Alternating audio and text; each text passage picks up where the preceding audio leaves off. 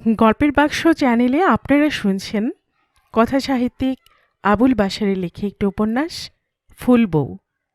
আজ শুনবেন উপন্যাসটির দ্বাদশ অর্থাৎ শেষ পর্ব। আর বরাবরের মতো গল্প পাঠে আমি আপনাদের সাথে থাকব রোমানা নূপুর। গতরাতে হয়তো শিশির পড়েছিল আকাশ থেকে, কিংবা রেণু বৃষ্টি। গত রাত ছিল প্রবল হাওয়ার রাত। হু হু করে ঝাপটে ঝাপটে বয় সে মন কেমন করা দীর্ঘতম হাওয়া। মনে হয় এই হাওয়া অবধিবিহীন বইতে থাকবে, শেষ হবে না। আকাশে ছিল বিধুর চাঁদ, ছেঁড়া মেঘ চাঁদের মুখ ছুঁয়ে ছুঁয়ে বয়ে যাচ্ছিল। সেদিকে চেয়েছিল মিল্লাত। বাইরে বারান্দায় বসেছিল। ইদানিং কখনো এমন করে বসে না। বারান্দায় খানিকটা গ্রিল ঘেরা জায়গা আছে, বসে শুয়ে থাকা যায়। গরমের সময় ঘরের পাখা বন্ধ হয়ে গেলে এখানে এসে শুয়ে থাকা যায়। চেয়ে চেয়ে আকাশ দেখা যায়। গ্রিলের সঙ্গে তালা লাগানোর ব্যবস্থা আছে। বইপত্তর ভেতরে পড়ে রইল, তালা দিয়ে কোথাও চলে যাওয়া যায়। জায়গাটা গরমের সময় মিল্লাতের খুব প্রিয়। ঘরে পাখা আর আলো বন্ধ হয়ে গিয়েছে। বাইরে মৃদু জ্যোৎস্না কালো হয়ে আসছে ক্রমশ। নিবে আসছে বটে, কিন্তু প্রচুর হাওয়ার মাতলামি চলছে। ঘরে মোম জ্বালিয়েছে রাজিয়া। দরজা কপাট জানালা সব খুলে দিয়েছে। উত্তাল হাওয়ারা নেচে নেচে ঢুকে পড়ছে ঘরে। বিছানায় এসে লাফিয়ে পড়ছে। ক্যালেন্ডার নিয়ে পাখির ডানার মতন ঝাপটে খেলা করছে। খাটে চোখ খুলে শুয়ে আছে রাজিয়া। টেবিলে খাড়া মোম বাতাসের ধাক্কায় মাঝে মাঝে নিবু নিবু হয়। কাত হয়ে শুয়ে রাজিয়া সেই নিবু নিবু হাওয়া, হেলে কেঁপে যাওয়া স্থির হাওয়া দেখছে। কাল তার বিয়ে, ভাবলেই শরীর কেমন রোমাঞ্চিত হয়ে ওঠে। চোখের কোণে ক্ষীণ রেখায় জল নামে। একদিন সেই কবে নিসার হোসেন এলেন ভোরবেলা বদনা হাতে করে বিয়ে করতে। ভাইদের সঙ্গে করে চলে গেলেন রেজিস্ট্রারি অফিস এই বাড়ির দলিল করতে। দিন কেটে গেল, রাত্রে ফিরে এলেন। তারপর রাতারাতি কলমা পড়ে জোর জবরদস্তি বিয়ে হয়ে গেল। বিশ্বাস হয় না বিয়ে হয়েছিল। বিশ্বাস হয় না কি করে এজিন মানে বিবাহের সম্মতি। এই এজিনের অধিকার নারীর অধিকার। কিভাবে দিয়েছিল রাজিয়া? এজিন মানে মৌখিক স্বীকৃতি। বৃদ্ধ নিসারকে স্বামীরূপে স্বীকার করি। তিনি আমার ইহলোক পরলোকের স্বামী। তিনি আমার সর্বস্ব। সেই এজিন দিয়েছিল রাজিয়া। বিশ্বাস হয় না। এই বাড়ি ছিল বিয়ের যৌতুক, নারীকে পুরুষের। এই ঘর ছিল বিয়ের উপহার। কি পরিহাস! দেনমোহর আর কৌতুক, জীবনে এই শব্দ দুটির পার্থক্য আছে কি? রাজিয়া ভাবে সত্যিকার বিয়ের স্পষ্ট উপলব্ধি তার নেই। সেদিন বিয়ে কাকে বলে জানতেই পারেনি। আজ বুঝতে পারছে বিয়ে কি সাংঘাতিক রোমাঞ্চ, কি সাংঘাতিক উল্লাস। রক্তে রক্তে দুলছে কি নিবিড় আনন্দ। তার বর বাইরে অন্ধকারে কি ভাবছে কে জানে। তার কি মনে হচ্ছে কে জানে। এখন বড় লজ্জা করছে তার, বিয়ের আগে মেয়েদের যেমন লজ্জা করে। আজ রাজিয়া গায়ে হলুদ করেছে। মিল্লাতকে হলুদ মাখিয়ে দিয়েছে। মিল্লাত আপত্তি করছিল, রাজিয়া শোনেনি। শুনবে কেন? মিল্লাতের গায়ে হলুদ মাখাচ্ছিল নিজ হাতে। মাখাতে মাখাতে রাজিয়ার শরীর কেমন কামনার লোভে শিরশির করছিল। মিল্লাত যদি চেয়ে দেখত তার চোখে, দেখত কি নিবিড় মমতা আর কামনার অনুভূতি উদ্গত হচ্ছে। এখন মনে হয় মিলু যদি বাইরে থেকে ছুটে এসে তাকে নিবিড় করে বুকের সঙ্গে চেপে ধরে পিষে ফেলে, তাহলে রাজিয়ার গা থেকে চন্দনের গন্ধ উঠবে। মিল্লাত কি সে কথা জানে? বিয়ের একটা আলাদা নিজস্ব গন্ধ আছে। সেই গন্ধে ঘরটা এখন ভরে গিয়েছে। গন্ধটা স্পষ্ট উপলব্ধি করা যায়। পৃথিবী সেই গন্ধের পরিচয় কখনো জানবে না। সেই গন্ধ জীবনের সবখানে গোপন করে নিজের জন্য আমৃত্যু রেখে দেবে রাজিয়া। বাইরের লোকটি কি সহসা ডাকাতের মতো উঠে আসতে পারে? তারও গায়ে কি বিয়ের গন্ধ লেগে আছে? ঝড় জলের রাতে মবিন এসেছিল। এই দেহ অপবিত্র করে গেছে, বুকে শুদ্ধ বোধ নষ্ট করে গেছে, ফুলের মতো নরম বেগবান স্বপ্নকে থেতলে দিয়ে গেছে। এসো মিল্লাত, আমাকে তুমি পবিত্র করো, শুদ্ধ করে দাও। মনে মনে রাজিয়া সেই কথা উচ্চারণ করে। বাইরের লোকটা একসময় রাজিয়ার কাছে উঠে চলে আসে।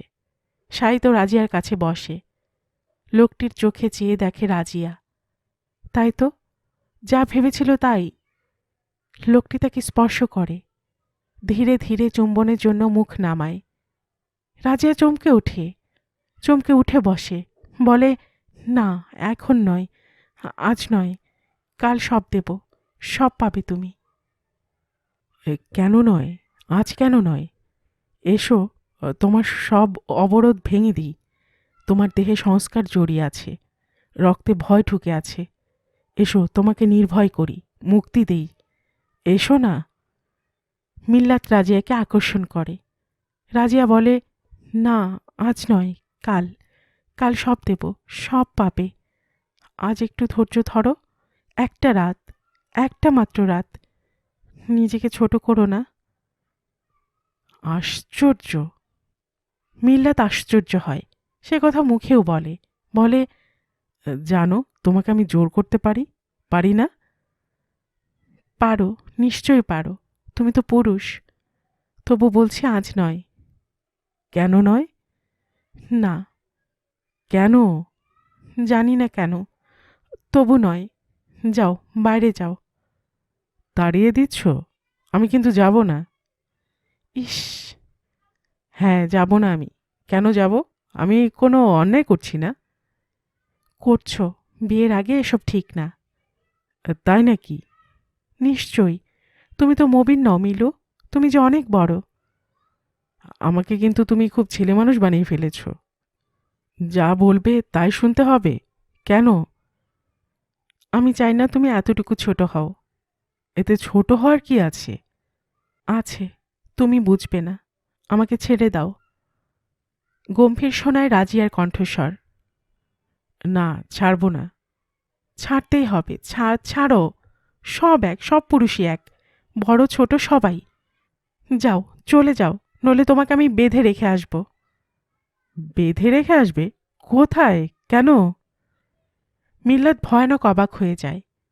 রাজিয়া গা ছাড়িয়ে নিয়ে বালিশের তলা থেকে মাথার ফিতে বার করে। তারপর সেটা দিয়ে মিল্লাতের একখানা হাত বেঁধে ফেলে, বলে, ওঠো, চলো, বাইরে চলো। চলো না বলছি। নামবে না? ব্যাপার দেখে মিল্লাত প্রথমে বিস্ময়ে আহত, পরে কেমন বিমর্ষ হয়, কড়া গলায় না বলে ওঠে। তখন রাজিয়া জোর করে ফিতে ধরে টেনে ওকে বাইরে নিয়ে আসতে চেষ্টা করে। কোকিয়ে ওঠে, তুমি না গেলে আমি বিষ খাবো, আমার ঘুমের বড়ি আছে। মুহূর্তে মিল্লাতের মুখ ফ্যাকাশে হয়ে যায়, বলে, ঘুমের বড়ি? বিষ? তুমি বুঝি আমারও কেউ নও? আমাকেও বুঝি বিশ্বাস করো না তুমি? কোথায় ঘুমের বড়ি? দেখাও আগে, তারপর যাব। রাজিয়া বালিশের তলায় হাত চালিয়ে কৌটো বার করে, বলে, নাও। বিশ্বাস করছো না তো? কৌটো দেখে, বড়ি দেখে মিল্লাত সেটা বাইরে ছুঁড়ে ফেলে দিয়ে বলে, চলো, কোথায় বাঁধবে চলো। বাইরে গ্রিলের মধ্যে ঢুকিয়ে গ্রিলের সঙ্গে ফিতে দিয়ে মিল্লাতকে বাঁধে রাজিয়া, বলে, আজ সারা রাত এখানে থাকবে, দুষ্টুমি করবে না। মিল্লাত এসব হাসির সুরে বলে, জাস্ট কি বলবো, লাইক এ ডগ, তাই না? মানুষ কিন্তু আমি। একটা বালিশ দিও, আজ সারা রাত নক্ষত্র দেখে কাটাতে হবে। চাঁদ দেখে মাঝে মাঝে কুকুরও কাঁদে। কেন কাঁদে? না, কুকুরও এক প্রকারের মানুষ। যা শালা, কি বলছি। দেখো আব্বা, তোমার জন্য আজ আমি কুকুর হয়ে গেলাম। লোকে বলবে, বাপকা বেটা। যাও রাজিয়া, ছোট বউ, শুয়ে পড়ো। কেমন আশ্চর্য অভিমান হয় রাজিয়ার। দড়াম করে দরজা বন্ধ করে দিয়ে বিছানায় লাফিয়ে এসে বালিশ আঁকড়ে শুয়ে কান্না রোধ করে। মিল্লাতকে বালিশও দেয় না। বাইরে ঠান্ডা ঠান্ডা হাওয়া, আকাশে পাতলা মেঘ, ডুবে আসা চাঁদ, অন্ধকার। রাজিয়া কখন ঘুমিয়ে যায়, হঠাৎ কখন আবার ঘুম ভেঙে যায়। ধসমস করে উঠে বসে। মনে পড়ে মিল্লাত বালিশ চেয়েছিল। মোমটা পুড়তে পুড়তে ফুরিয়ে যাচ্ছে। রাজিয়া বিছানা থেকে নামে, আরও একটি মোম ধরিয়ে বালিশ নিয়ে দরজা খুলে বাইরে আসে। আকাশে মেঘ ঢেকে ওঠে। পাতলা বৃষ্টি পড়ছে। হাওয়া অনেক পড়ে গিয়েছে। আকাশ মেঘের জটলায় ভয়ানক কালো। মোমের আলোয় দেখতে পায় হাত পা গুটিয়ে অসহায় কয়েদির মতো মিল্লাত শুয়ে আছে, গ্রিলে হাত বাঁধা। ওই অবস্থায় মিল্লাতকে দেখে গ্রিলের তালা খুলে রাজিয়া কেমন কান্না পেয়ে যায়। মাথার কাছে নতজানু হয়ে এক হাঁটু একটু উপরে তুলে এক হাতে মোম ধরে অন্য হাতে বালিশ মাথার তলে ঠেলে দিতে গিয়ে টের পায় সমস্ত চুল ভিজে গিয়েছে। গায়ে নাড়া দিয়ে ডাকে, মিলু, ওঠো, শুনছ? এই শোনো না, মিলু, উঠে পড়ো, ঘরে শুবে চলো। এই! মিল্লাতের ঘুম ভাঙে। সুধায়, রাত কত? রাজিয়া জবাব দেয়, অনেক। যাবে না? কেন? বারে, বৃষ্টি পড়ছে যে। পড়ুক, আবার অসুখ করবে তোমার। করুক। রাগ করেছ? মোটেই না। তবে উঠছ না কেন? নিজেকে বিশ্বাস করতে পারছি না। আমি যাব না। আমিও ঘুমের বড়ি খেতে পারি, বিষ খেতে পারি, সবই কেমন আলগা আলগা। মানে? এই যে ভালোবাসা, বিশ্বাস, সবই, জীবনটাই। আমায় ক্ষমা করে দাও মিলু। না। ক্ষমা করবে না? ভুল হয়েছে, কখনো এমন হবে না। তবু আমি যাব না। কেন? না। যা বলবে তাই হবে, চলো। মিল্লাত এবার উঠে বসে রাজিয়ার কম্পিত মোমালক শুদ্ধ মুখের উপর দৃষ্টি ন্যস্ত করে, বলে, ফুলবউ, এটাও জবরদস্তি ফুলবউ। জানি তুমি মন থেকে চাইছ না। তুমি যা চাও না আমি তা জোর করতে পারি? কালই তো আমার বিয়ে, তাই না? তুমি চলে যাও, বৃষ্টি হবে না। আমার একটা চাদর দিও। চলো, ওঠো। কেন? যেতে হবে তোমাকে। তোমাকে আমি বৃষ্টিতে ভিজতে দেব না। ওঠো বলছি। আবার শুয়ে পড়লে কেন? যাব না বলছি, ব্যাস। এই ছেলে মানুষের কোনো মানে হয় বুঝি? আগেরটাও ছেলে মানুষই, এখনও সে ছেলে মানুষই, যা করি ছেলে মানুষই। তাহলে আমাকে ক্ষমা করে দাও। বলো তুমি রাগ করোনি। বলো আমাকে তুমি বিশ্বাস করেছ। বিশ্বাস করো আমি মবিন নই, আমি খারাপ নই ফুলবউ, আমি আমার বাপের মতো নই। এভাবে বলছো কেন? ঠিক তুমি বুঝবে না আমি কি বলতে চাইছি। মাথাটা হঠাৎ আমার কেমন খারাপ হয়ে গিয়েছিল। আমি যেন নিজের ঘরেই চুরি করতে যাচ্ছিলাম। অন্তত নিজের কাছে ব্যাপারটা খুব খারাপ। আমি কিন্তু চলে যাচ্ছি, যা খুশি করো। বলে রাজিয়া উঠে দাঁড়ায়। মিল্লাত ভীষণ আহত হয়। বুঝতে পারে রাজিয়া বিরক্ত হয়েছে। তখন নিজের প্রগল্ভতায় নিজে খুব লজ্জিত ও সংকুচিত হয়ে পড়ে সে। ভাবে মেয়েটি তাকে বিশ্বাস করছে না। ঘটনা খুব অশ্লীল ঘটে গেল। এটা মিল্লাত চায়নি। তাকে ঠিক ঘরে যাওয়ার জন্য খুব আন্তরিকভাবে পীড়াপিড়ি করছে না রাজিয়া। কোনো প্রকার সামঞ্জস্য মাত্র, উপর উপর খুশি করা। নলে যা খুশি করো বলে চলে যেত না। আসলে বিশ্বাস করছে না। মেয়েরা পুরুষদের বিশ্বাস করে না, কুকুর মনে করে।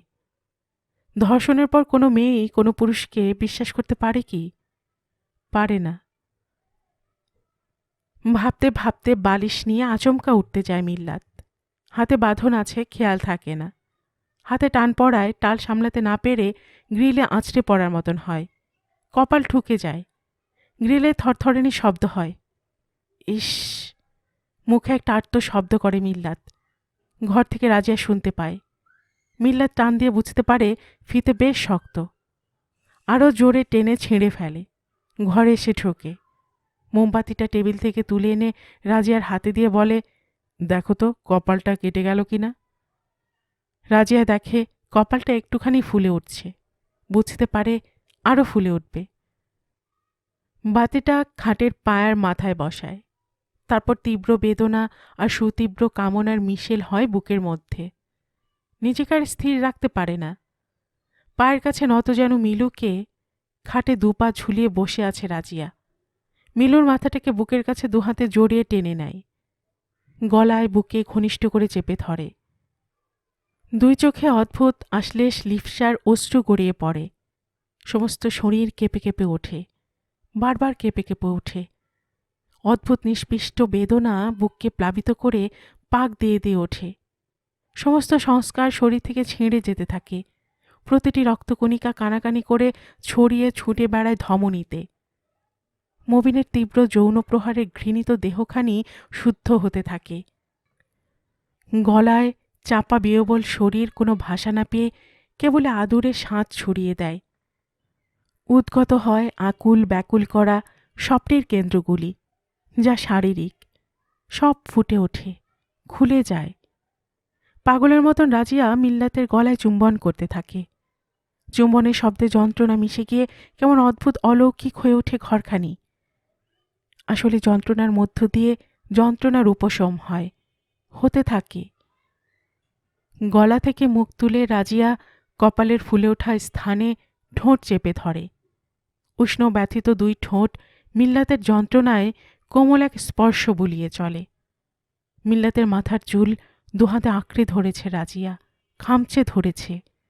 মিল্লাত তার হাত দুখানি বিছানার উপর রাজিয়ার দুই পাশ দিয়ে প্রসারিত করে ফেলে রেখেছে। যে হাওয়া পড়ে এসেছিল, ফের সেই হাওয়া দমকে গমকে ঘরের মধ্যে আছড়ে ঢুকে আসে, লাফিয়ে নেচে উথাল পাথাল করে ছুটে আসে। আকাশ ঝিকিমিকি, চাপা মৃদু আর্তনাদ হয়, পাতলা বৃষ্টি হয়, হাওয়া প্রবল হয়ে ওঠে। আবেশে রাজিয়ার দুই চোখ বন্ধ হয়।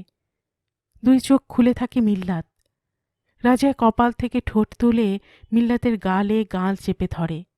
চোখ খুলে সহসা এই কি দেখে, দরজার কাছে কে ও? কালো ভয়াল প্রাণীটি কে? এত প্রকাণ্ড কালো লোমশ বিড়াল কখনো সে দেখেনি।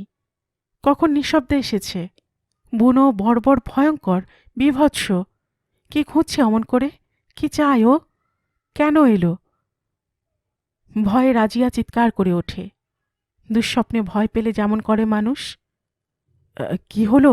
কি হয়েছে? অমন করছো কেন? মিল্লাত রাজিয়ার বুক থেকে ঘাড় তুলে নেয়। দু চোখে জিজ্ঞাসা তার, ব্যাকুল প্রশ্ন।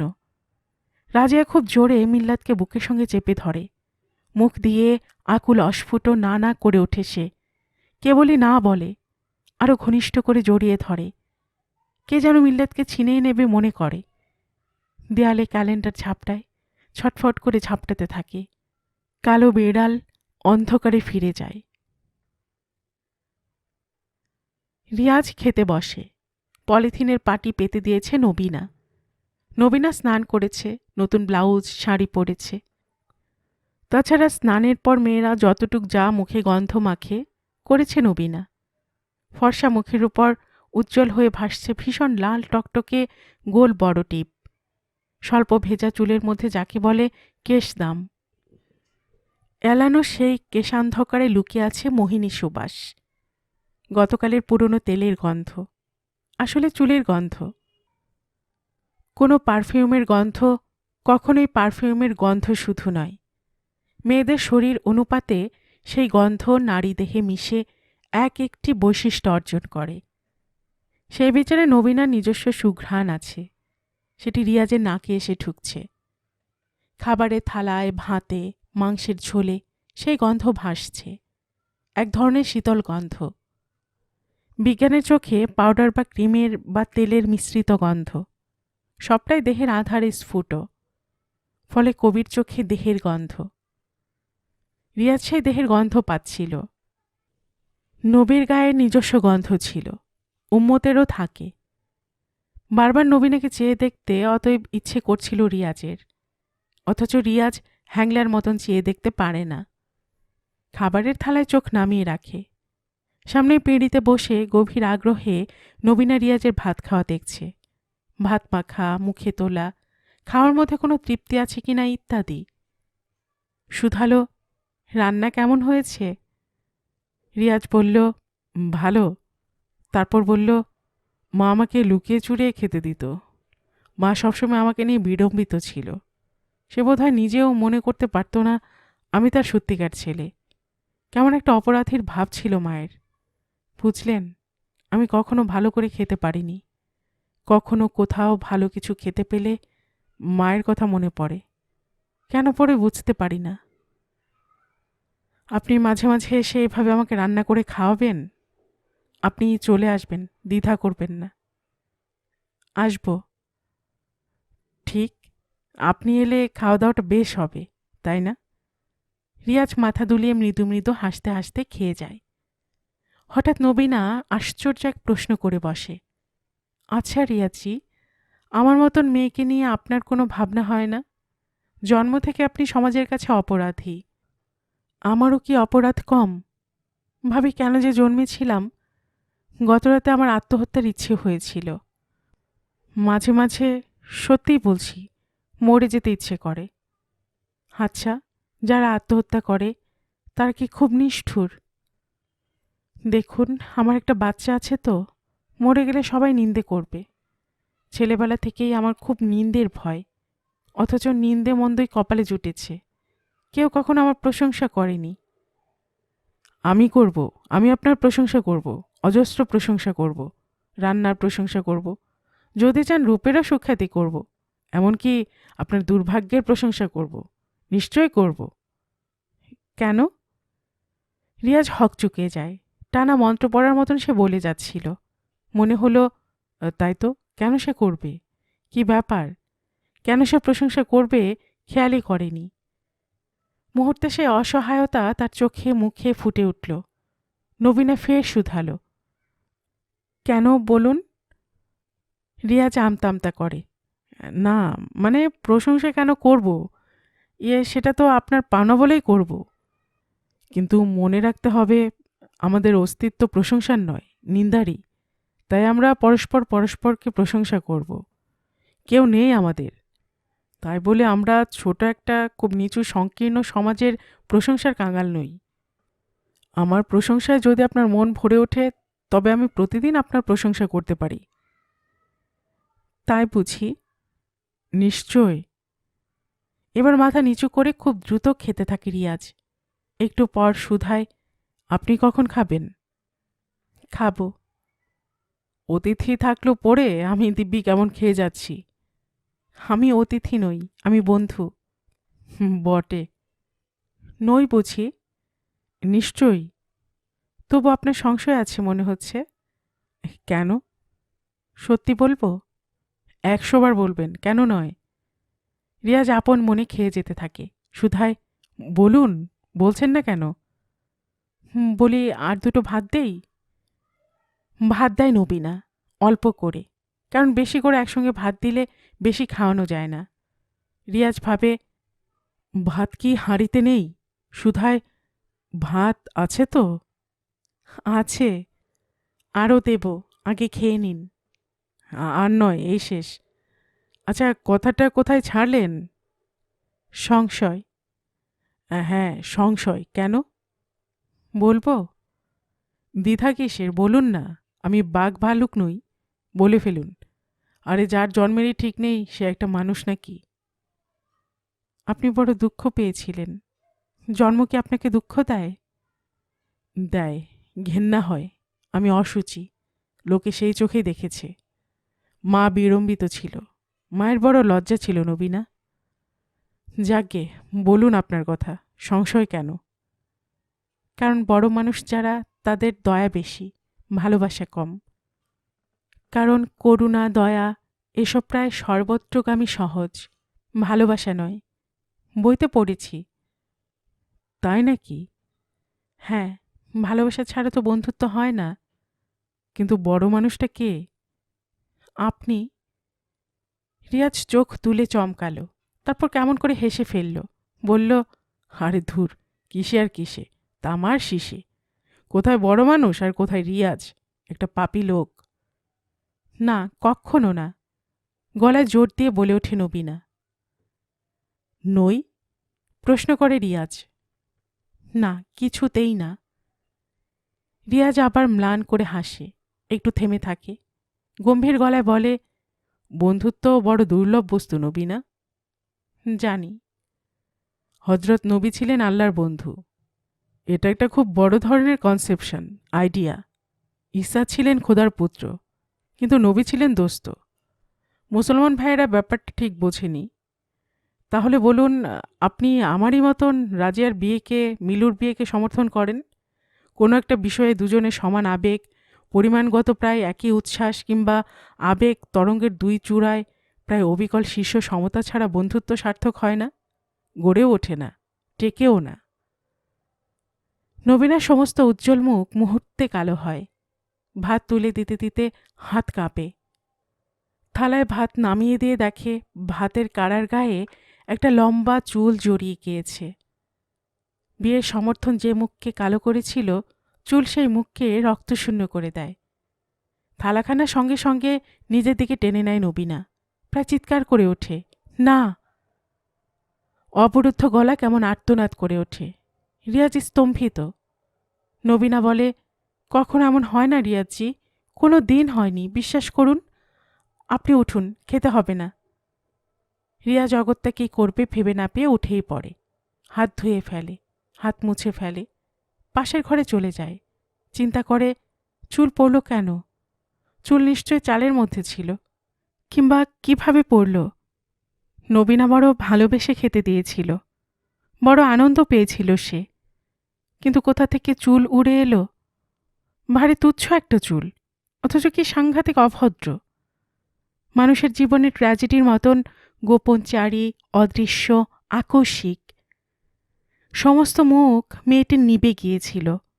বড়ই মায়া হচ্ছে রিয়াজের। নবীনা কথা বলে সুন্দর, অত্যন্ত আবেগপ্রবণ। সেই ভোরে ছুটে এসেছে গ্রাম থেকে। করুণা প্রায় সর্বত্রগামী, কারণ সেটা সহজ, সহজে পৌঁছানো যায়। ভালোবাসা দুরূহ, সহজে পৌঁছানো যায় না। চমৎকার কথা বলেছে, সুন্দর।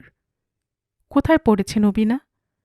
বই পড়ে বোঝা যাচ্ছে, অথচ এইসবের দামই বা কে দেয়? সাদিক দেবে? মবিন দিল কি? সাদিক মৌখিক তালাক না দিলে নবীনা কোথাও বিয়েও করতে পারবে না। সমাজ এক মস্ত ব্যাপার, মুসলমানের নিজস্ব সমাজ। কোর্টের ধার ধারে না, তালাক তার নিজস্ব রীতি, নিজস্ব অর্থ, মৌলানা মৌলবীর স্বীকৃত নিয়ম। মুখের তালাকই তালাক, সেই কথা মুসলমান বুঝেছে। তাকে আর কিছুতেই অন্য কথা বোঝানো যায় না, বুঝতে দেওয়া হয় না। সেই কথা মুসলমান বুঝেছে, তাকে আর কিছুতেই অন্য কথা বোঝানো যায় না, বুঝতে দেওয়া হয় না। সাদেক তালাক দিবে না, এখন তাহলে কি হবে? তাকে কিভাবে করুণা করা যায়, দয়া করা যায় কিভাবে? যায় না। অতএব দয়া সর্বত্রগামী নয়। সে তো পরস্ত্রী, পরস্ত্রীকে বিয়ে করা নাজায়েজ, হারাম। রিয়াজ দ্রুত ড্রয়ার খোলে, বাংলা নতুন ডায়েরিখানা হাতের কাছে পায়। নতুনই শামীম ডাক্তার দিয়েছে। প্রথম পাতায় একটা তালিকা লিখেছে রিয়াজ। তালিকাটি নিম্নরূপ: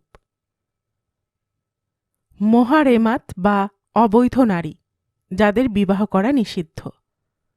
মাতা, মাতামহী, পিতামহী, যত ঊর্ধ্বতমা হোক। কন্যা, পুত্রের কন্যা, কন্যার কন্যা, যত নিম্নবর্তিনী হোক। ভাগ্নী, সহোদরা, বৈমাত্রেয়, বিপৈতৃক।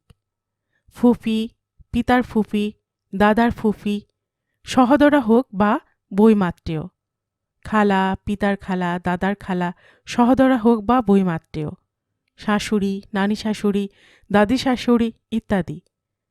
সহবাসকৃত স্ত্রীর কন্যা, দৌহিত্রী ইত্যাদি। দুগ্ধমাতা, নানি, শাশুড়ি, ভাগিনী, ননদিনী, কন্যা, পৌত্রী, পুত্রবধূ, পৌত্রবধূ, দৌহিত্রবধূ। অবৈধ সহবাসের স্ত্রীর মাতা, মাতামহী, পিতামহী, কন্যা, পৌত্রী। কাম পরবশ হইয়া যে স্ত্রীর গোপন অঙ্গে দৃষ্টি করা হয়েছে, তাদের মাতা, মাতামহী, পিতামহী, কন্যা, দৌহিত্রী। বিধর্মী, অংশবাদিনী, ধর্মত্যাগিনী। ভাগ্নেয়ী, ভাইজি, পরস্ত্রী। অপর নাম ষাটখোদবা, এটুকু বাদ। রিয়াজ 14 নং অবৈধ নারীর দিকে যায়। পরস্ত্রীকে নবীর যুগে কি বিয়ে করত মানুষ জোর করে? ঘটনা কি ছিল? নবীর আইনে সেই বিবাহ নিষিদ্ধ হয়েছে। সমাজ কতদূর এগিয়ে এসেছে, কত উন্নত হয়েছে মুসলমান। নবীনার বিবাহ নিষিদ্ধ করে দিয়েছে। এত ভালো উদাহরণ হাতের কাছে মজুদ। রিয়াজ এতদিন ভালো মতন চিন্তা করতে পারেনি। 14 নং নারীকে সে একটি গোল লাল বৃত্ত দিয়ে ঘিরে ফেলে। ভাবে দয়া বা করুণা বা মমতা তো সর্বত্রগামী নয়, এই গোল বৃত্তকে ভেদ করতে পারে না। যেখানে করুণা থেমে যায়, অচল, অবরুদ্ধ হয়ে যায়, ভালোবাসা সেই চক্রবুঝে প্রবেশ করে, যেমন করেছে রাজিয়ার জীবনে। রিয়াজ মনে মনে বলে, আমি তোমাকে বন্ধুত্ব দেব নবীনা, কষ্ট পেও না, কিন্তু আমি যে ভালোবাসার কথা তেমন করে সাজিয়ে বলতে পারি না। তুমি প্লিজ আমার মুখ চেয়ে বুঝে নিও। এই দেখো আমি লিখছি, নবীনা পরস্ত্রী, তাকে বিবাহ করা হারাম। এই দেখো লাল গোল বৃত্ত এঁকে দিলাম, এই আমার ক্রোধের প্রকাশ। তুমি বুঝতে পারবে তো? আমি হয়তো কোর্ট মানি, সমাজ কিছুতেই মানি না। মৌখিক তালাকের ছাড়পত্রের মুখাপেক্ষী আমি নই। কথাটা তোমাকে বলবো একদিন। আমি একাই আমার সমাজ। আমার কল্পনার চেয়ে বড় কিছু, প্রিয় কিছু নেই নবীনা। তুমি কি বুঝবে সে কথা? নবীনার খুব দ্রুত খাওয়া শেষ হয়ে যায়। এত দ্রুত কি করে খাওয়া শেষ হয়? রিয়াজ অবাক হয়, ডায়েরি বন্ধ করে, পেছন ফিরে দেখে নবীনা দাঁড়িয়ে। মুখ কেমন থমথমে, চোখে চাপা বেদনা, বিষণ্ণ অপমান, কিঞ্চিত অপরাধ মেশানো। কি লিখছেন? প্রশ্ন করে নবীনা আরও এগিয়ে এসে চৌকির এক প্রান্তে বসে চুপচাপ। চৌকি থেকে টেবিল চেয়ারের দূরত্ব 3 হাতের বেশি নয়। ঘরখানি আয়তাকার, দক্ষিণে দরজা, পূর্বে জানালার নিচে চেয়ার টেবিল। চেয়ারে বসলে দরজা দিকে মুখ করতে হবে। দরজাতে ঢুকেই প্রথমে দরজার মুখে চৌকি, তারপর ডান হাতের কাছে পূবের জানালা, সেখানে টেবিল। জানালা ছাড়িয়েই দেয়ালে দক্ষিণে একটু গেলেই বইয়ের সেলফ, কিছু বই আছে তাতে। দেয়ালটি পূবের দেয়াল। তারপর দক্ষিণের দেয়ালেও একটা জানালা। জানালার কাছে আলনায় জামা কাপড়, সেখানে পূব আর পশ্চিম দেয়ালে ঝুলন্ত লম্বা করে দড়ি টাঙানো, তাতে ভেজা গামছা ঝুলছে। পশ্চিম দেওয়ালের মধ্য ভাগ বরাবর দরজা, সেই দরজা দিয়ে ঢুকলে ফালি ঘর। সেই দরজা, সেই নবীনা রান্নাঘর থেকে বেরিয়ে এলো। ঘরে পশ্চিম দেওয়ালে দরজার একপাশে একখানা তারিখের বড় ক্যালেন্ডার। ঘরে আর কোনো আসবাবপাতি নেই, শুধু চৌকির তলায় ট্রাঙ্ক আছে, তাতে রিয়াজের জামাকাপড় আছে, আর পশ্চিম দেওয়ালের তাকে আছে সাবান, পেস্ট, ব্রাশ, নারকোল তেলের কৌটো ইত্যাদি। রিয়াজের মুখ দরজার দিকে, নবীনার চোখ জানালায়। জানালা সামনাসামনি নয়, একটু দূরে, অন্তত 1 হাত দূরে। ডায়েরিখানা, লাল ডট পেন টেবিলে রেখে দিয়েছে রিয়াজ। এমনভাবে রাখল যেন সে কোনো কিছু গুরুত্বপূর্ণ লেখালেখি করেনি। চোখে মুখে তেমনি একটা ভাব ফুটিয়ে তুলতে চাইল। কেন চাইল? না, সে প্রকৃতই খুব গুরুত্বপূর্ণ একটা ব্যাপার ডায়েরিতে লিখেছে। নবীনার নামটা অবধি লিখে ফেলেছে। খুব উত্তেজনার মাথায় লাল কালিতে একটা বৃত্ত রচনা করেছে। সে যে মনে মনে কেমন রেগে উঠেছিল, কাউকে তা বলা যায় না, কারণ সে কথা কেউ বুঝবে না। তাছাড়া রিয়াজ যা একটু আগে মনে মনে চিন্তা করছিল বা যেভাবে মনে মনে চড়া গলায় কথা বলছিল, সেটা নাটকে বলে মানুষ, জনান্তিকে কথা বলা। প্রত্যেক মানুষই জনান্তিকে কথা বলে, বড় ছোট সবাই, কারণ জীবন বড় নাটকীয়। রিয়াজ নিজেও জানে সে কিছুতেই নারী দুঃখ সইতে পারে না। মা তাকে বিড়ম্বিত বিচলিত করে রেখে গেছে। মনে চাপা আছে তার আশ্চর্য চাঞ্চল্য। বাইরে খুব দৃঢ় হলেও ভেতরে সে অত্যন্ত দামাল। মার কুট্টে একটা ভাব সর্বদা তাকে চাপা উত্তেজনায় অস্থির রাখে। আজ অবধি মেয়েদের ব্যাপারে তার কোনো বাড়তি ও বিশেষ আগ্রহ কোনো নারীর বেলা প্রদর্শনের চাহিদা তৈরি হয়নি।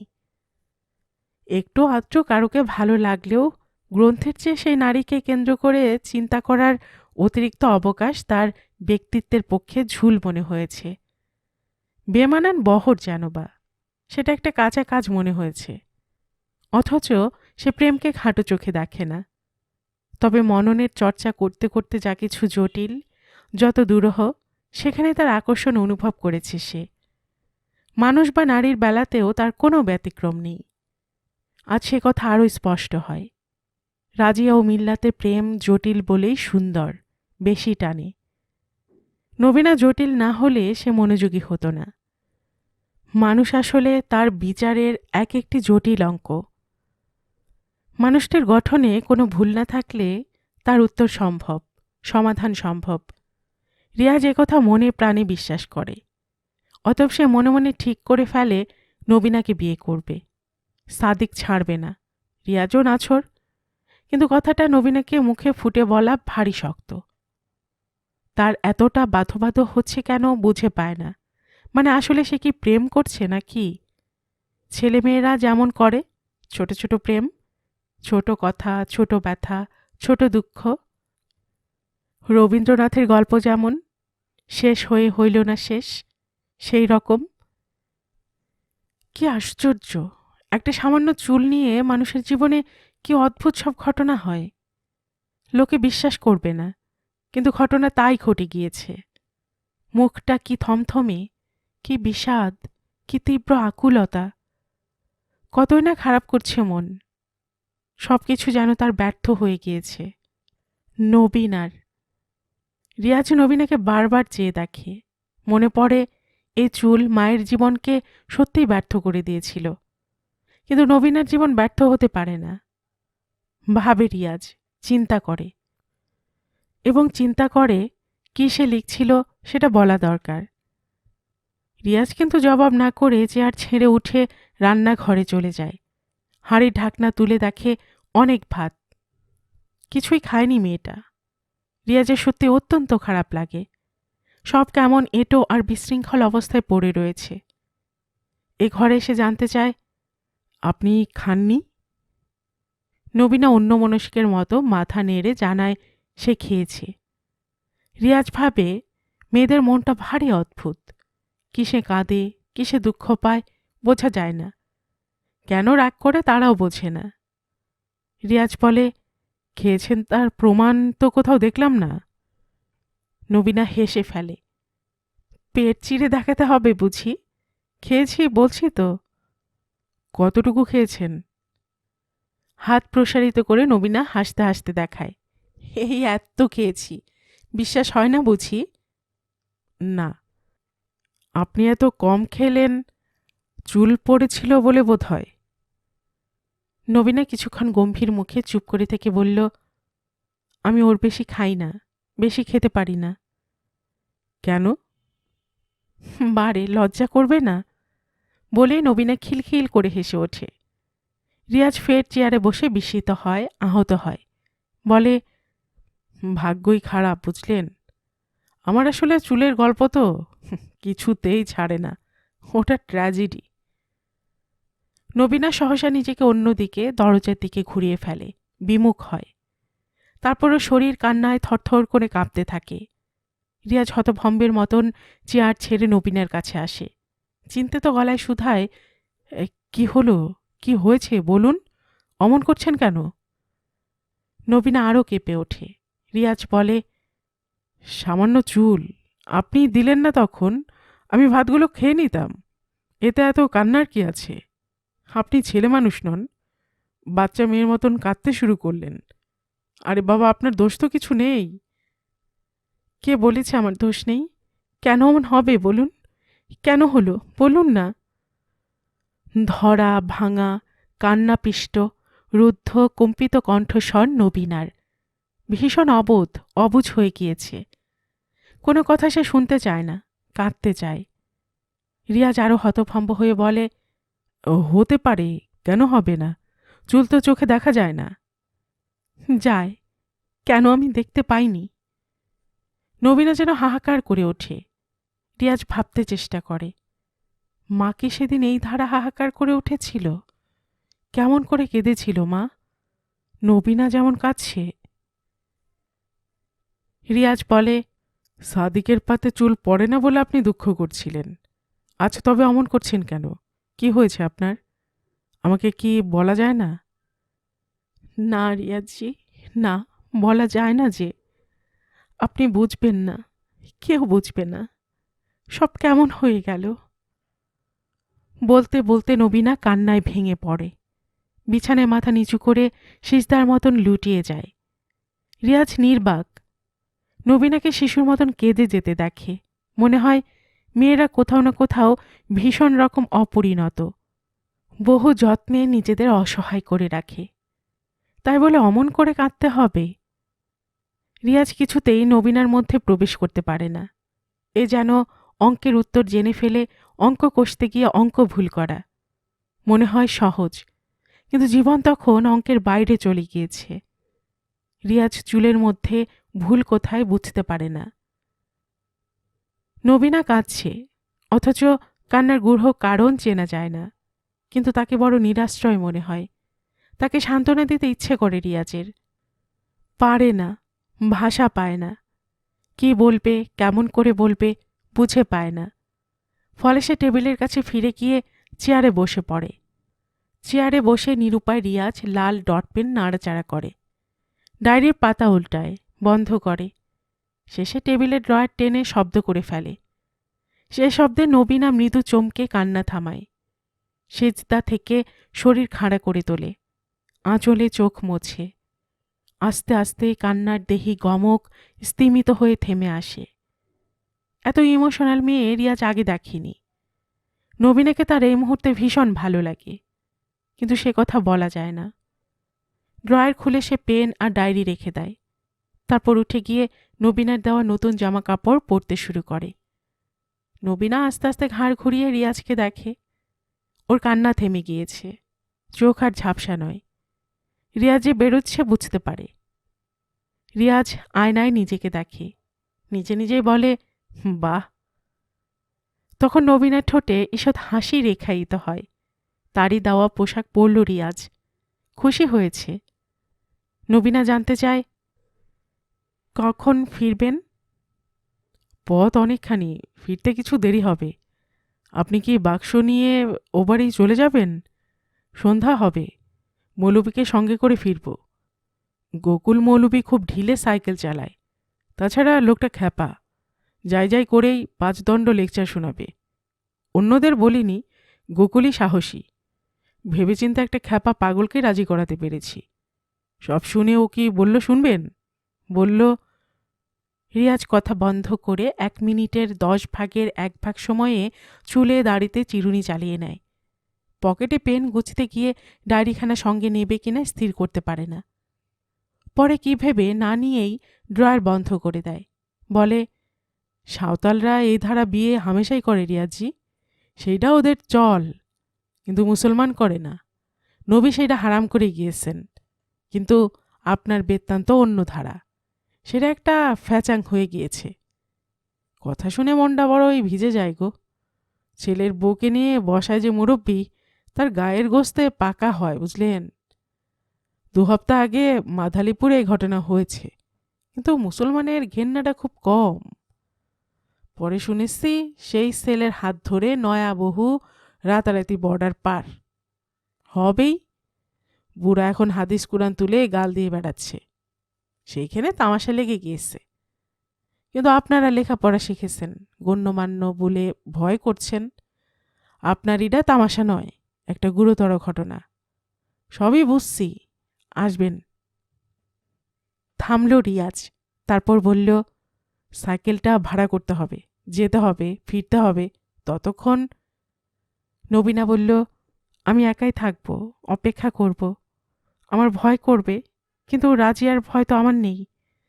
বাহারপুর বদ্যবাটি আমার গায়ে হাত দেবে না, মবিনও আর আসবে না। আপনি বেলাবেলি চলে যান, সাবধানে যাবেন। আমার কিন্তু সত্যি ভয় করবে রিয়াজি, তাড়াতাড়ি ফিরবেন। রিয়াজ হেসে ফেলে বলল, এই যে বললেন ভয় করবে না। না, সেটা অন্য ভয়। আজ ওদের বিয়ে তো, বিয়ে না হওয়া অবধি কেমন ভয় ভয় করছে। কত কি যে ভাবনা হচ্ছে, কি হবে না জানি, কেমন হবে। হাজার হলেও আমি তো বোন, মিলুকে আশীর্বাদ করার কেউ নেই। ও, গম্ভীর গলা রিয়াজের। ঘাড়ে কাপড়ের ব্যাগটা ঝুলিয়ে বলল, তাহলে চলি। রিয়াজ ঘর ছেড়ে পথে নেমে গেল। তখনই হঠাৎ নিজেকে শূন্য বলে মনে হলো নবীনার। ঘরের মধ্যে নিঃশব্দে পায়চারি করে বেড়াতে লাগল। রান্নাঘরে গিয়ে থালা বাসনগুলো ধুয়ে ফেলল, ভাতের হাঁড়িতে জল ঢেলে দিল। তারপর কি করবে বুঝে পেল না। এ ঘরে এসে সেলফে বই খুঁজল, পড়তে চেষ্টা করল, পারল না। বই সেলফে তুলে রাখল, বিছানায় চিত হয়ে শুয়ে গেল, পারল না, উঠল। আবার পায়চারি করতে লাগল, বিছানায় বসল, উঠল। হঠাৎ টেবিলের কাছে গিয়ে ড্রয়ার খুলে ফেলল, ডায়েরিখানা হাতে নিল। প্রথম পৃষ্ঠাতে চোখে পড়ল তালিকা। 14 নং নারীকে ঘিরে থাকা বৃত্ত, লাল গোল বৃত্ত, নিচে নোট, নবীনা পরস্ত্রী, তাকে বিয়ে করা হারাম। নবীনা বুঝতে পারল পৃথিবী থেকে সে সম্পূর্ণ পর হয়ে গিয়েছে, পৃথিবীর বাইরে চলে গিয়েছে। একটা অদ্ভুত বৃত্তের শেকলে একটা বন্দিশালায় সে আটক, সেখানে কেউ নেই। তার বড় অভিমান হতে থাকল। মনে হলো সেই বৃত্ত থেকে সে কিছুতেই বাইরে আসতে পারবে না। নবীনার অসম্ভব কল্পনা শক্তি বেড়ে গেল। মনে করল সে একটি দ্বীপে বন্দী হয়েছে, চারপাশে সমুদ্র। গোল একটি দ্বীপে সে একা বাস করে। সেখানে পৃথিবীর ছায়া পড়ে না, কোনো জাহাজ নোঙর করে না, একা থাকে সে। ধীরে ধীরে পৃথিবীর কথা ভাবতে ভাবতে তার মাথার চুল সাদা হয়ে যায়।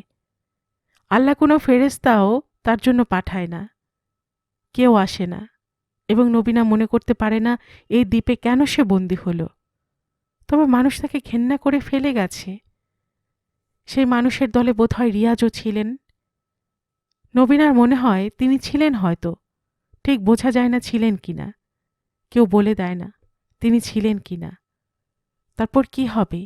নবীনার কি হবে? কি করে সে পৃথিবীতে পৌঁছবে? নবীনা কিন্তু কিছুতেই কল্পনা করতে পারে না তার পৌঁছানোর উপায় কি। কোনো পরস্ত্রী কেন এভাবে বন্দী হয়? সে কেন পৃথিবীর কাছে অচ্যুত হয়ে গেল? মবিন কেন তাকে দূষিত করে? রিয়াজ কেন ভালোবাসতে পারে না?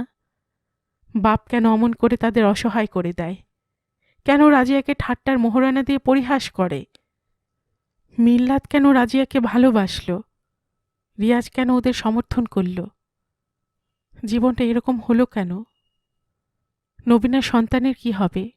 কোথায় কি করবে? সেও কি নিসার, মবিন, রিয়াজ বা মিল্লাতের মতন পাপ করবে? এই পৃথিবীর অবসান কবে হবে? এই সমাজ কি এই রকমই থাকবে? এমন নিসার, মবিন, মিল্লাত আর রিয়াজ জন্মাবে, মরবে? এমন নবীনা, রাজিয়া কি এইভাবে পৃথিবীর কাছে পর হয়ে যাবে, বন্দী হবে, একা হবে? রিয়াজ কেমন সমাজের কথা ভাবে? কি তার কল্পনা? কল্পনার ঘরে সেও তো বন্দী বলে মনে হয়। সেখানে একা থাকতে তার ভালো লাগে? নবীনা ভাবে তাকে কেউ নিল না, সে কারো হল না। পৃথিবী তাকে কত দূরে ছুঁড়ে ফেলে দিল। তারপর কি হবে? নবীনা কি করবে? তার দুঃখ কি অদৃশ্য চুলের মতন, অসতর্ক, শব্দহীন? এত প্রশ্নের পর নবীনার হৃদয় ক্লান্ত হয়, বুকে চিনচিনে ব্যথা হয়। কে যে খামচায়, কিসে যেন হৃৎপিণ্ড সাঁড়াশির মতন চেপে ধরে, চোখ অন্ধকার হয়, মাথা ঘোরে। নবীনার চিৎকার করে কাঁদতে ইচ্ছে হয়, মুখ দিয়ে কোনো শব্দ বার হয় না। দেহের ভেতরে কি সব হয়ে যাচ্ছে নবীনা বুঝতে পারে না। গোকুলের বাড়ি পৌঁছয় রিয়াজ। তখন সন্ধ্যার সূচনা। কেমন ঘোর হয়ে আসছে সব। পৃথিবী বুড়ো হয়ে গেছে, মানুষের সমাজ আরও ক্রমশ ছোট হয়ে যাচ্ছে। ডাকল, গোকুলজি। জবাব এলো না। আকাশে মেঘ জমছে। আবার ডাকল, মৌলভী সাহেব, আমি এসেছি। তখনও ছোট বাড়িটা নিশ্চুপ। কিছুক্ষণ বাদে একটা বাচ্চা মতন মেয়ে বেরিয়ে আসে। ঘরে দরজার আড়ালে ঘরণী এসে দাঁড়ায়।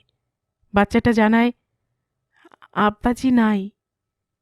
ঘরণী বলে, বিকেলে আকবর মৌলভী টেনে নিয়ে গেল, কোথায় নাকি জলসা, জিয়াফত। কিন্তু আমি আসবো তিনি জানতেন, কথা দিয়েছিলেন। রিয়াজ ভেঙে পড়ে। ভয়ানক ক্রোধে তার গলা কেঁপে যায়। আর কোনো কথাই তার মুখে উচ্চারণ হতে চায় না। ঘরণী বলে, আমাকে কিছু বলে যায়নি। কখন ফিরবেন? বলেনি, তেনার মর্জি। ভীষণ অন্যায় করলেন, এর কোনো ক্ষমা হয় না। কি কাজ ছিল আপনার? বিয়ে। অন্য মৌলবি ডেকে পড়িয়ে এলেন। দেহাজে কত মৌলবি। কিন্তু অন্যরা তো পাগল নয়। জি, ওনার সিট আছে, কথা ভুলে যায়। না, উনি ভোলেননি, আমাকে ধোকা দিয়েছেন। আগে বললেই তো পারতেন, পারবেন না? জি। বাচ্চা মেয়েটা বাড়ির ভেতর ঢুকে পড়ে। ঘরণী শব্দ করে দরজা বন্ধ করে দেয়। আকাশে মেঘ আরও কালো হয়, হাওয়া ওঠে। রিয়াজ সাইকেল গড়াতে গড়াতে রাস্তায় নেমে আসে। হাওয়া বাড়ে, সন্ধ্যা ঘন হয়, বৃষ্টি পড়ে মোটা মোটা। সাইকেল চড়ে রিয়াজ দ্রুত ছুটতে থাকে। হাওয়া বাড়ে, মেঘ ঘন হয়, বৃষ্টির ফোঁটা বাড়তে থাকে, অন্ধকার হয়ে আসে, পথ পিছল হতে থাকে, চাকা পিছলে যেতে চায়। বৃষ্টি ক্রমশ ছুচলো, তেজি, বলিয়ান হয়। হাওয়া ঝাপটা দেয়, বৃষ্টি চড়বড় করে ওঠে, ঝাঁপিয়ে আসে হাওয়া, চাকা পিছলে যায়। রিয়াজ আছাড় খেয়ে পড়ে যায়, কোমরে ভয়ানক আঘাত পায়। সাইকেল উঠতে গিয়ে গড়িয়ে যায় রিয়াজ, পারে না। সাইকেল গড়াতে চায় না, হাওয়া আটকে দিচ্ছে, চাকায় কাদা জড়াচ্ছে। উত্তেজনায়, ক্রোধে, অসহায়তায় রিয়াজ পাগল হয়ে যায়। মবিনের কণ্ঠস্বর সহসা যেন বাতাসের ভেতর থেকে হা হা করে হেসে ওঠে। নিসার হোসেন চিৎকারে উল্লাসে অট্ট হাসিতে ফেটে পড়েন। খালাস নাই, খালাস দেব না মুই, না রে না। শুনতে পায় রিয়াজ। রিয়াজ একা বাতাস, বৃষ্টি, পিছল পথ, অন্ধকার পার হতে চায়। মনে পড়ে একা নবীনা ভয় পাচ্ছে, কেউ নেই তার। তার কাছে পৌঁছনো এই মুহূর্তেই জরুরি। জরুরি অন্য কোনো মৌলবি খুঁজে বার করা। একা একটি লোক ভয়ানক যুদ্ধ করতে থাকে। পথ পিছল, ঝড়, বৃষ্টি, অন্ধকার। লোকটি বুঝতে পারে তার কোথাও ভুল হয়ে গিয়েছে, কিন্তু সে দাঁতে দাঁত চেপে এগিয়ে চলে। বিদ্যুৎ চমকায়, বাজ ডাকে, ঝাপটায় ঝাপটায় সে ক্ষতবিক্ষত হয়ে যায়। তবু সে থামে না। রিয়াজ ঘেমে ওঠে, হাত ধরে যায়, পায়ে কোমরে ব্যথা, পা চলতে চায় না। অন্ধকার আরও গাঢ় হয়ে গিয়েছে, কিছুই দেখা যাচ্ছে না। সহসা সে পাগলের মতন সাইকেলের ঘণ্টি বাজাতে থাকে। কাদার ন্যার চাকায় চেপে বসেছে, চলছে না। রিয়াজ ভাবে রাজি আর মিল্লাত তার জন্য অপেক্ষা করে আছে। কি করছে ওরা? কি কথা ভাবছে? ওদের মনের মধ্যে কেমন চাপ হচ্ছে? ওরা আশা করে আছে, বারবার সিঁড়ির দিকে চাইছে। একটু কোনো শব্দ হলে ভাবছে এই বুঝি রিয়াজ এলো। আসলে সেটা হাওয়া ছাড়া কিছু নয়। জীবনের এত বড় ব্যঙ্গ কি ওই হাওয়ার ছলনায় মিশে নেই? মিল্লাত কি বুঝতে পারছে এই মাঠ, এই অন্ধকার, পথ, বৃষ্টি, হাওয়া রিয়াজকে কেমন করে ঘিরে ফেলেছে? তার কি ভাবতেও পারছে গোকুল মৌলবি পালিয়ে গিয়েছে, আকবর মৌলবি এসেছিল? এই খবর কি করে পৌঁছতে হবে ভেবে রিয়াজ আর চলতে পারে না।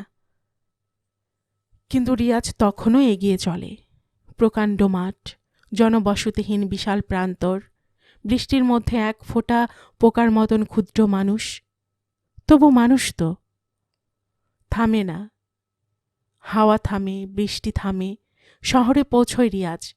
ল্যাম্পপোস্টের আলোয় নিচে দাঁড়িয়ে ঘড়ি দেখে, 8টা বেজে গিয়েছে। সাইকেল জমা দেয়। সমস্ত জামাকাপড় জলে কাদায় লিপ্ত, চুল এলোমেলো, মিহি হাওয়া বইছে। শান্ত শহর, শহরের গাছ হাওয়ায় কেঁপে ওঠে মৃদু। বৃষ্টি ফোঁটা ঝরায়, রিয়াজের গায়ে সেই ফোঁটা ঝরে পড়ে। রিয়াজ দ্রুত হেঁটে চলে। বাড়িতে ঢুকে দেখে ঘরে নবীনা চৌকিতে শায়িত, বুকের তলায় বালিশ, খানিকটা উপুর মতন।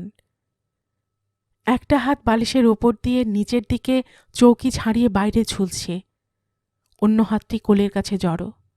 নবীনের চোখ বন্ধ, শরীরের ঊর্ধ্ব ভাগ চৌকি ছাড়িয়ে বাইরে পড়ে যেতে চাইছে। সেই অবস্থায় স্থির হয়ে আছে নবীনা। উপরও নয়, কাতও নয়, আবার উপরও বটে, কাতও বটে। এমন করে আছে কেন সে? পিঠের কাছে ডায়েরি। জামা ছাড়তে গিয়ে থেমে যায় রিয়াজ। ঘরে বিদ্যুৎ আলো জ্বলছে, দরজা খোলা। নবীন অমন করে শুয়ে আছে কেন? কাছে এসে ডাক দেয়, উত্তর নেই। গায়ে হাত দিতেই নবীনাকে অত্যন্ত ভারী মনে হয়। একটু ধাক্কা দেয়, নড়ে না। আরও একটু জোরে ধাক্কা দেয়, সামান্য নড়ে। বেশ জোরে ধাক্কা দিতেই নবীনা চিৎ হয়ে যায়। রিয়াজ ভয়ে এক পা পেছনে সরে আসে, আবার এগোয়। চিৎ নবীনাকে গায়ে হাত দিয়ে ফের কাত করে। ক্রমশ সহসা মস্তিষ্কে খেলে ওঠে, নেই, চলে গিয়েছে। রিয়াজ নবীনার উপর ঝুঁকে নামে, একখানা হাত ধরে নাড়ি দেখে। নেই, পালিয়েছে। বাহ, চমৎকার। অতএব রিয়াজ উঠে দাঁড়ায়। ওর মস্তিষ্ক আশ্চর্য রকম জুড়িয়ে ঠান্ডা হয়ে আসে। বেশ ভালো কথা। আবার ঝুঁকে পড়ে রিয়াজ, বলে, তুমি এমনি করে হেরে গেলে নবীনা? আমার কোনো কথাই শুনতে চাইলে না? আমার শেষ জিত যে তুমি, বুঝতেও পারলে না? হঠাৎ খেয়াল হলো নবীনা এখন কিছুই শুনছে না। বিস্ময় স্তব্ধ নির্বাক রিয়াজ বন্ধু ডাক্তার শামীমকে ডাকবে কিনা ভাবে। ওর বাড়ির কাছে এসে কি মনে করে ডাকে না। মনে মনে বলে, আমি তোমায় কিন্তু নবীনা গলা টিপে হত্যা করিনি। দেখো, আমার হাতে কোনো দাগ নেই। বলেই রিয়াজ একটি বৃষ্টি ভেজা রিকশায় উঠে বসে। মিল্লাতের বাড়িতে কোনো শব্দ নেই, কেমন নিথর। সিঁড়ি বেয়ে উঠে আসে রিয়াজ। দরজা খোলা। ঘরে ঢুকে আসে। নাকে ধূপবাতির গন্ধ পায়, বিয়ের গন্ধ পায়। খাট সুসজ্জিত, ফুল ছড়ানো, একেবারে ফুলশয্যার রাত্রি। খাটের পাশাপাশি দুটি বালিশের একটিতে মাথা রেখে চিত হয়ে দিব্যি ঘুমিয়ে আছে মিল্লাত। রাত্রি 9টার কাছে। ঘরে কেউ নেই। অন্য বালিশটির কাছে গয়নাগুলি সুরক্ষিত, দলিল আর কর্ম বিনিয়োগ কেন্দ্রের কার্ডখানি। রাজিয়া নেই। একখানা চিঠি লিখে রেখে রাজিয়া চলে গেছে। প্রিয় রিয়াজি, সব রইল, কোনো কিছুই নেইনি। আমি যাবার আগেও ঘুমিয়ে পড়ল। আমি চলে যাচ্ছি, মিলু বুঝতে পারল না। মিলু ভারী ক্লান্ত হয়ে গিয়েছে, ওকে জাগাবেন না। আমি আসার পর থেকেও ভালো করে ঘুমোতে পারিনি। এবার আপনার কথা বলি। মৌলবি পাননি? কতদূর গিয়েছিলেন? সে কি পৃথিবীর বাইরে কোথাও? মিলু বহুদূর থেকে মৌলবি আনতে বলেছিল। সেই দূর কত দূর রিয়াজি? সালাম রইল। ইতি, আপনাদের ফুল বউ। অথচ মিল্লাতকে ডাকতে পারল না রিয়াজ। ডাকতে গিয়ে থেমে গেল। ঘর ছেড়ে বাইরে এলো, বাইরে চলে এলো, সিঁড়ি দিয়ে নিচে, তারপর রাস্তায় হাঁটতে লাগলো। ভাবল, কত কাজ। নবীন একলা পড়ে আছে, ওর কবর দিতে হবে। আদিল বিশ্বাসকে চিঠি লিখতে হবে, হাত চিঠি, লোক পাঠাতে হবে। নবীনার ছেলেটার কি হবে? কত কাজ। রাজিয়াকে কি খুঁজে দেখব নাকি? কোথায় খুঁজব? বাহারপুরের সাদিক, বৈদ্যবাটির আনোয়ার, শহরের আকবর মৌলবি ইত্যাদিরা রাজিয়াকে বাঁচতে দেবে না। রিয়াজ ভাবল, কত কাজ। তারপরই হঠাৎ তার মনে হলো সব কাজ শেষ হয়ে গিয়েছে। কোথাও সে মস্ত ভুল করেছিল, বোঝেনি।